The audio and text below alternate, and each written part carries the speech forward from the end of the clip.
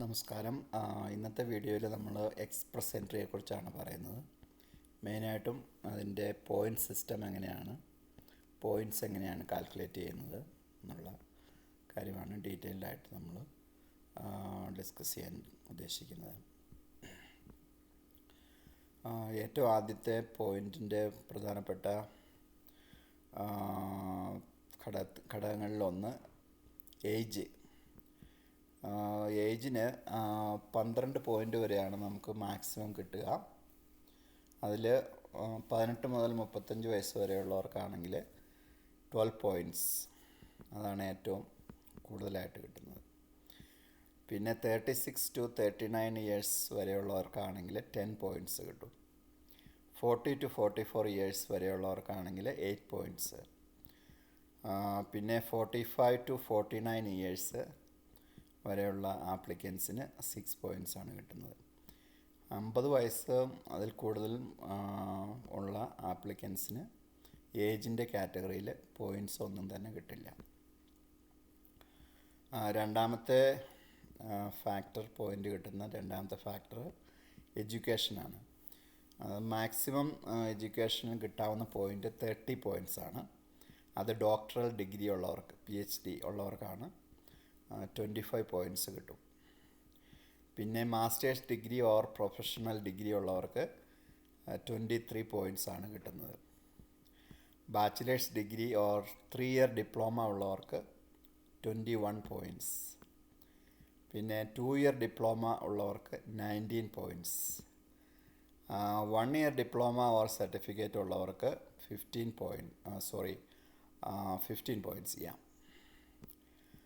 High school diploma or equivalent certificate ഉള്ളവർക്ക് 5 പോയിൻറ്റ്സാണ് കിട്ടുന്നത്. പിന്നീട് ലാംഗ്വേജിന് മാക്സിമം എത്ര പോയിൻറ്റ്സ് വരെ കിട്ടാം? അപ് ടു 28 പോയിൻറ്റ്സാണ് ലാംഗ്വേജിന് മാക്സിമം കിട്ടാവുന്നത്. അത് English or French language proficiency based ആണ്. അത് Canadian language benchmark 9 or higher ആണ്. CLB 9 ഉണ്ടെങ്കിൽ 24 പോയിൻറ്റ്സാണ് കിട്ടുന്നത്. English or French language proficiency CLB 8 20 points. CLB 8 ഉള്ളവർക്ക് 20 പോയിൻറ്റ്സാണ് കിട്ടുന്നത്. CLB 7 English or French language proficiency CLB 7 ഉള്ളവർക്ക് 16 പോയിൻറ്റ്സാണ് കിട്ടുന്നത്. ഇംഗ്ലീഷ് ഓർ ഫ്രഞ്ച് CLB 6 ഉള്ളവർക്ക് 12 പോയിൻറ്റ്സാണ് കിട്ടുന്നത്. English or French CLB 5 or lower 0 points. 5നും താഴെയും ഉള്ളവർക്ക് 0 പോയിൻറ്റ്സാണ് കിട്ടുന്നത്. അപ്പോൾ മിനിമം ഒരു CLB 6 ഉണ്ടെങ്കിൽ മാത്രമേ നമുക്ക് ലാംഗ്വേജിൻ്റെ പോയിൻ്റ് സ്കോർ ചെയ്യാൻ പറ്റത്തുള്ളൂ.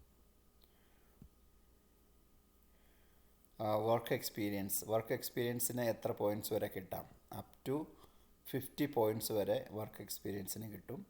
അത് 6+ ഇയേഴ്സ് ഓഫ് വർക്ക് എക്സ്പീരിയൻസ് ഉള്ളവർക്കാണ് 50 പോയിൻറ്റ്സ് കിട്ടുന്നത്. 4 മുതൽ 5 വരെ വർഷങ്ങളുടെ പരിചയമുള്ളവർക്ക് 20 പോയിൻറ്റ്സ് കിട്ടും. 1 ഇയർ ഓഫ് വർക്ക് എക്സ്പീരിയൻസ് ഉള്ളവർക്ക് കിട്ടുന്നത് 10 പോയിൻറ്റ്സ്. അതാണ് മിനിമം വേണ്ടത്.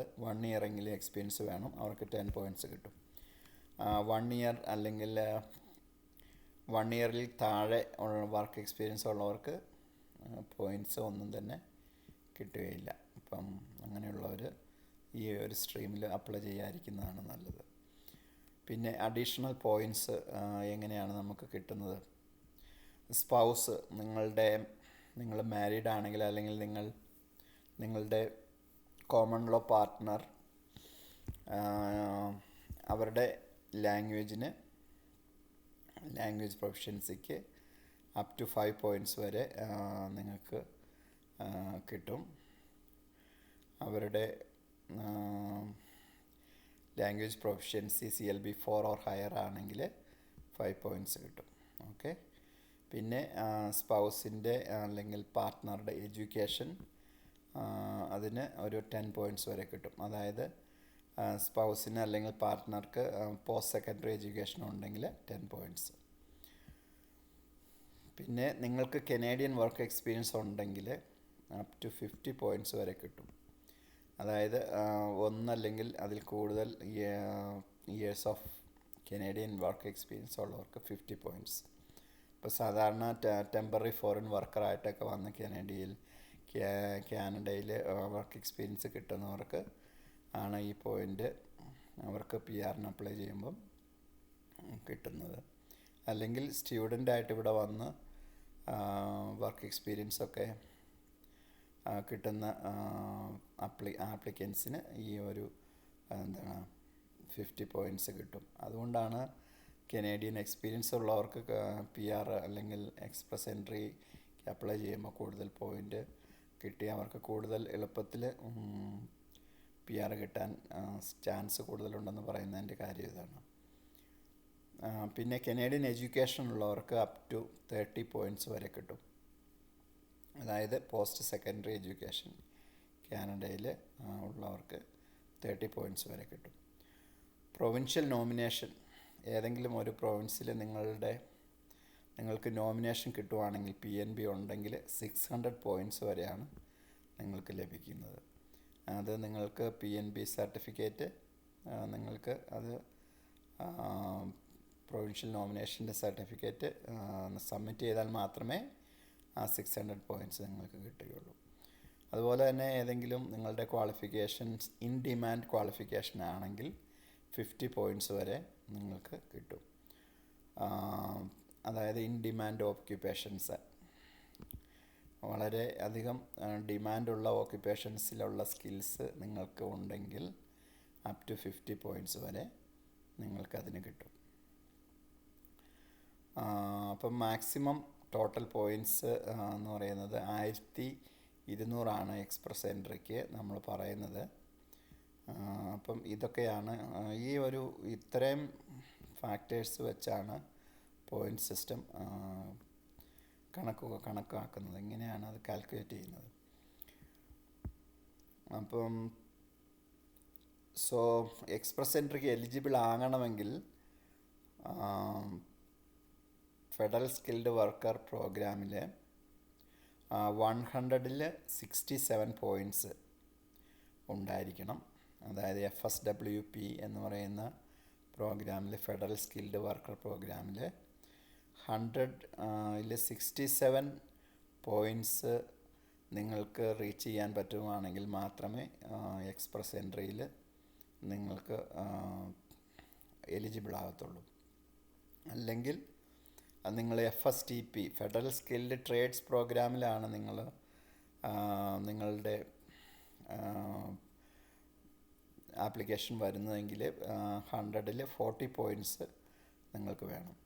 അല്ലെങ്കിൽ കനേഡിയൻ എക്സ്പീരിയൻസ് ക്ലാസ് ആണെങ്കിലും നിങ്ങൾക്ക് 100-ൽ 40 പോയിൻറ്റ്സ് വേണം. അതുപോലെ തന്നെ ഈ പോയിൻ്റ് സിസ്റ്റം എപ്പോൾ വേണമെങ്കിലും ചേഞ്ച് ചെയ്യപ്പെടാവുന്നതാണ്, സബ്ജക്റ്റ് ടു ചേഞ്ച് ആണ്. അപ്പോൾ അതുപോലെ തന്നെ പോയിൻറ്റ്സ് കണക്കാക്കാൻ പുതിയ ഫാക്ടേഴ്സ് അല്ലെങ്കിൽ എക്സിസ്റ്റ് ചെയ്യുന്ന ഫാക്ടേഴ്സിനെ മോഡിഫൈ ചെയ്യാനും ഒക്കെ IRCC എനി ടൈം അത് ചാൻസ് ഉണ്ട്, അങ്ങനെ അവർ മോഡിഫൈ ചെയ്യാൻ സാധ്യതയുണ്ട്. അപ്പോൾ അതുകൊണ്ട് നിങ്ങൾ കാനഡയ്ക്ക് പോരാൻ അല്ലെങ്കിൽ കാനഡയ്ക്ക് എക്സ്പ്രസ് എൻട്രിക്ക് അപ്ലൈ ചെയ്യാൻ ഉദ്ദേശിക്കുന്നുണ്ടെങ്കിൽ ഒഫീഷ്യൽ IRCC വെബ്സൈറ്റ് നിങ്ങൾക്ക് കൺസൾട്ട് ചെയ്യണം. അല്ലെങ്കിൽ നിങ്ങൾ ക്വാളിഫൈഡ് ആയിട്ടുള്ള ഇമിഗ്രേഷൻ എക്സ്പെർട്ടിനെ കൺസൾട്ട് ചെയ്തിട്ട് വേണം നിങ്ങൾക്ക് ഒരു തീരുമാനം എടുക്കാൻ. എങ്കിൽ മാത്രമേ മോസ്റ്റ് അപ് ടു ഡേറ്റും ആക്യുറേറ്റും ആയിട്ടുള്ള ഒരു ഇൻഫർമേഷൻ നിങ്ങൾക്ക് കിട്ടുകയുള്ളൂ. Thank you.